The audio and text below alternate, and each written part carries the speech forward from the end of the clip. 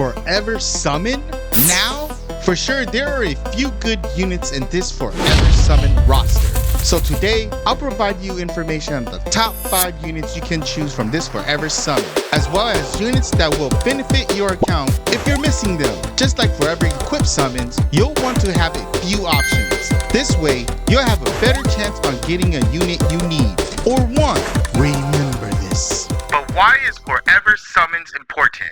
Every day, when you log in, you get a chance at a random unit. Once you decide on a unit, you're done with this Forever Summon. But check this out. Forever Summons also provide you with a gem each day. If you don't confirm on a unit, these gems stack. There's also the deluxe function, which you should be utilizing for another chance to get a unit of choice. But you'll have to wait for the deluxe gauge to fill, and you can hold off until you get the element your desired unit is in. First off, keep in mind that every account will be different, so view your account and see which units you're missing or need from this Forever Summon, because units are random. You might get a unit you want early. If this happens, just pick them up and on you go. But the best scenario is for you to obtain the unit you want towards the end of the Forever Summon, which you obtain the unit you want and more gems.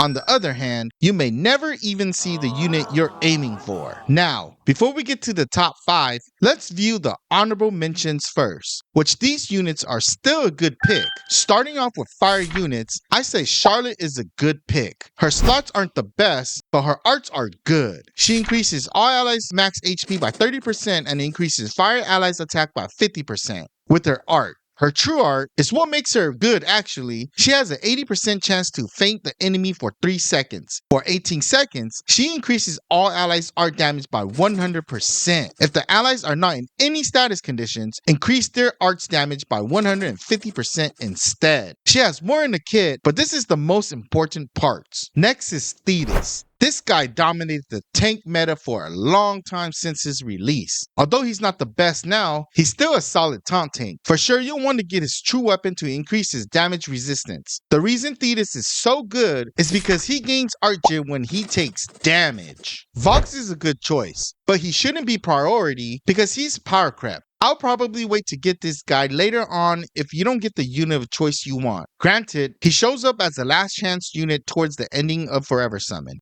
Earth Volti is another decent taunt tank. He gets 40 arts from his skill if he's not in any status conditions. What makes him good is his ability to increase damage resistance by 30% if you have his true weapon and his HP is below 50%. On top of that, he can increase Earth allies damage with his true art, which is stackable, and he has a phantom bullet. Terrible Tornado. She's a really good breaker now with decent damage. Plus she's getting a true weapon. If you don't know what this means, she'll be stronger, but she's also optional. Miranda is another good taunt tank, but she focuses on magic damage. If you get this unit, she really wants her true weapon to perform better. Next is Juno. Besides looking hella good, her true art is unmatched, granting the team with 7 arts per second. Can we get an ascended version of Juno Yamapi? She is a type B art generator, but 7 arts per second is a crazy amount of artgen from a true art.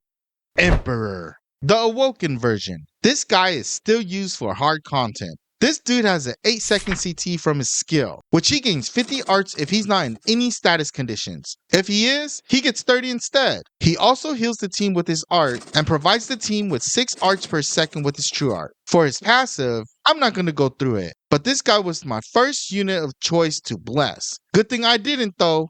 Duke. This Knight of Blood unit is still a reliable breaker. If you need a breaker, he's a really good choice. Period. Forte was a good choice, but now there's just better units to use. So I don't think she's a priority unit anymore, but she's still a good unit to have. Sonic isn't the strongest unit, but I'll tell you, he's a decent unit to have for farming, along with his Dream Awakening. I believe he's the only unit to have 200 crit rate. Let me know in the comments if there are others.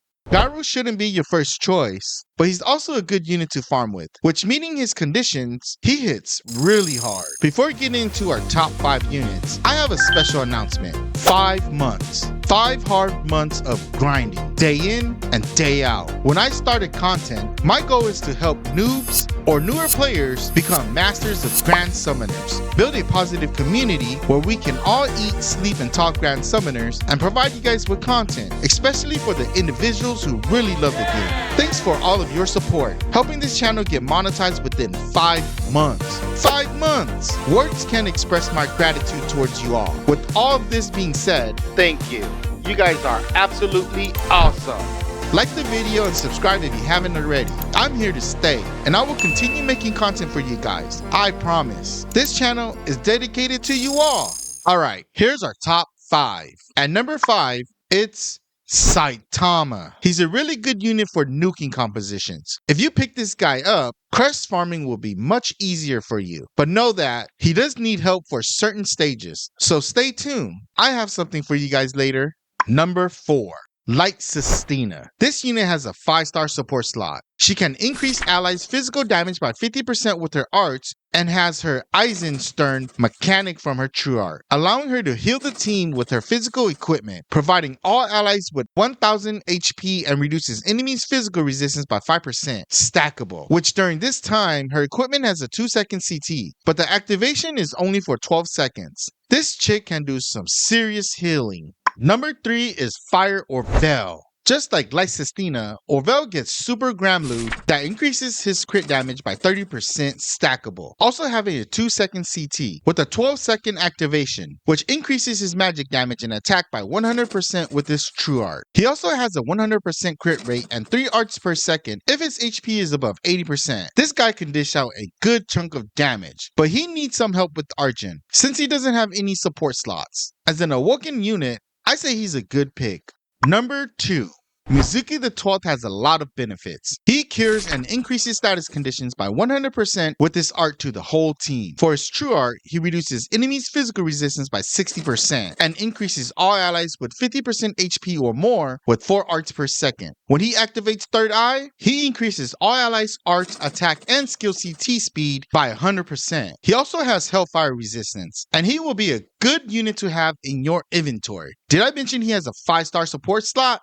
W.